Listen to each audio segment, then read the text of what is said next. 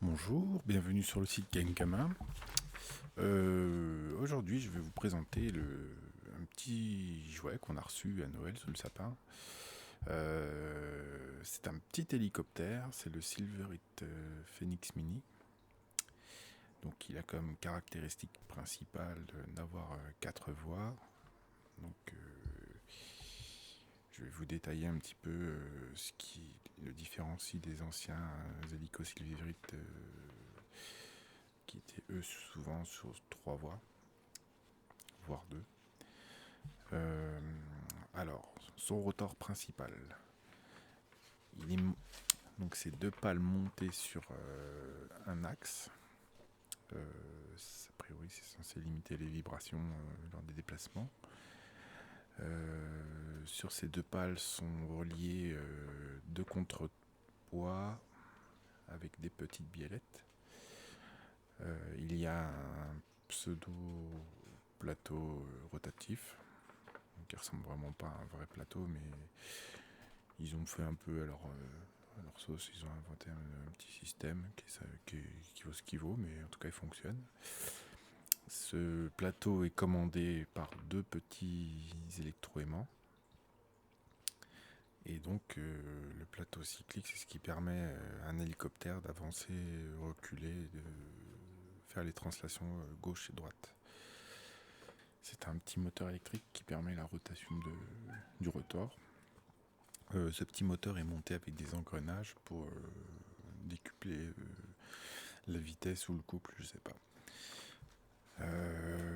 Maintenant, on va passer au rotor de queue. Donc, le rotor de queue, il y a deux petites pales fixes. Donc, il n'y a pas de pas modulable comme sur les vrais hélicos radiocommandés ou même les vrais hélicos tout court. Simplement, il n'y a rien à dire de plus sur le rotor de couple. C'est assez simple, c'est un petit moteur. Bon, il varie, ce qui permet la rotation de l'hélicoptère sur son max gauche-droite. Ce qu'on peut noter également globalement dans tout, que ce soit le rotor principal, le rotor secondaire, il n'y a pas de graissage particulier, il n'y a pas de roulement à billes, c'est assez simple, c'est assez simplifié, c'est léger, ça ne doit pas être d'une grande fiabilité, mais bon, globalement, moi je trouve qu'il est plutôt robuste, il tombait pas mal de fois. Pour l'instant, il tient le coup. Si, moi sur le mien, j'ai les deux petits électroaimants qui commencent à se décoller, donc on sent que le cyclique il fonctionne un peu moins bien. Donc ça, c'est une petite réparation que je vais faire. Je vais la recoller. En ce qui me concerne, je vais le faire. Je vais pas.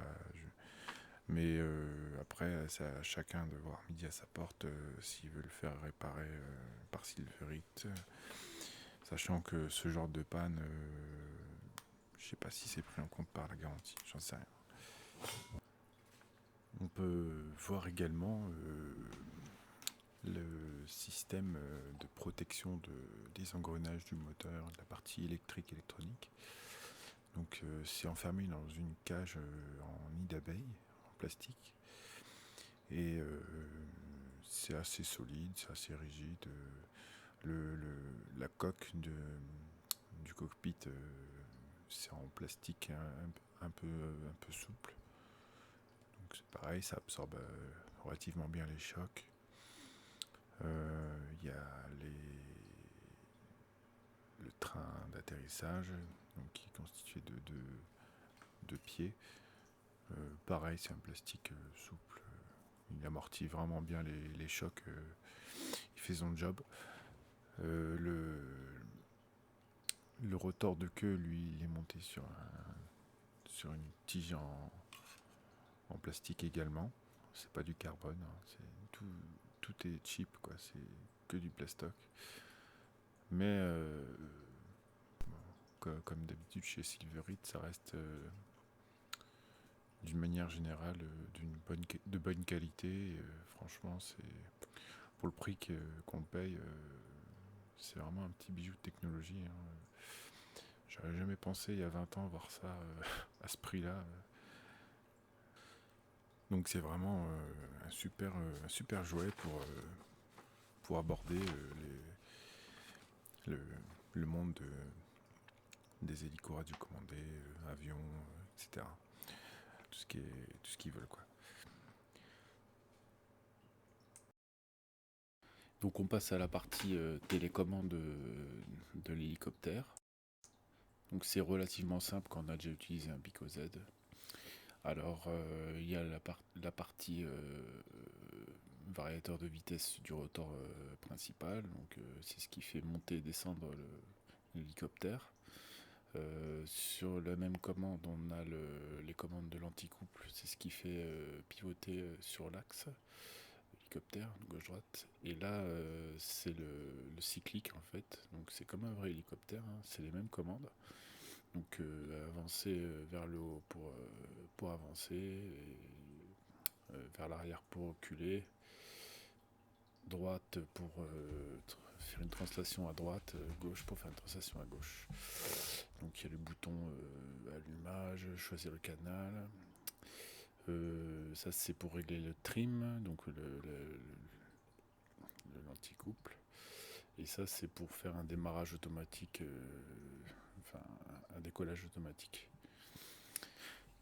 Le boîtier il est alimenté par 4 piles LR6 classiques.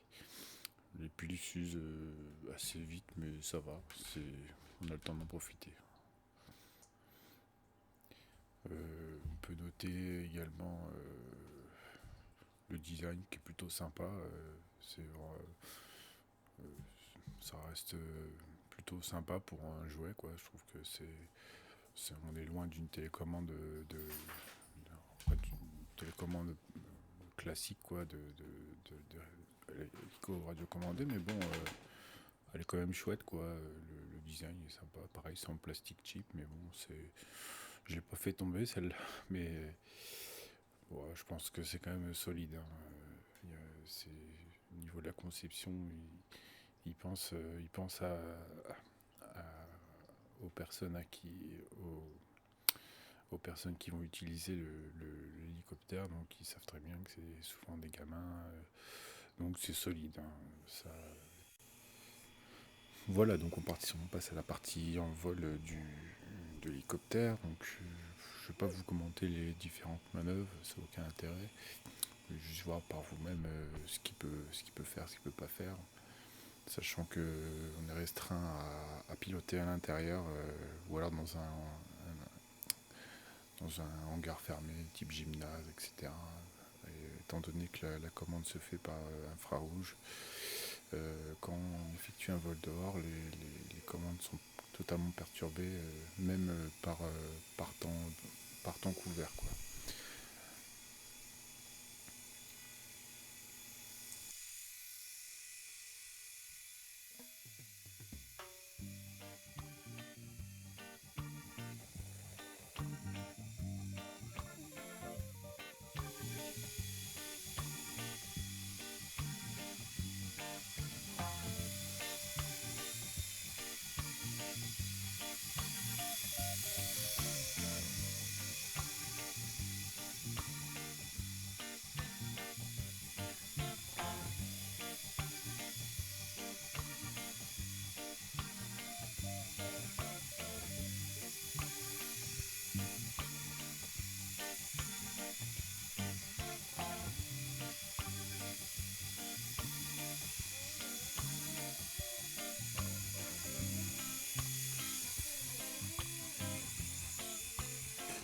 La tête quand il atterrit.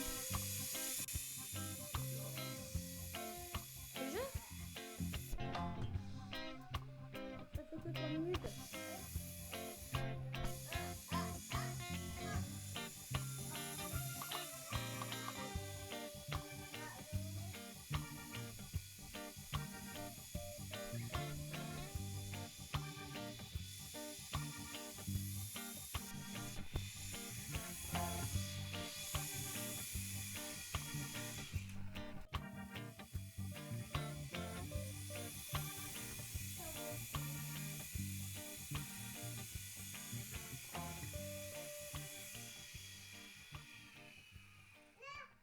pas mal comme Voilà, intéressant. c'est la fin de cette vidéo. J'espère que vous avez apprécié cette petite démonstration et n'hésitez pas à nous laisser des commentaires, mettre un petit pouce vert si vous avez aimé, un petit pouce rouge si vous n'avez pas aimé et surtout n'hésitez pas non plus à vous abonner à notre chaîne. A très bientôt sur Game Gamin.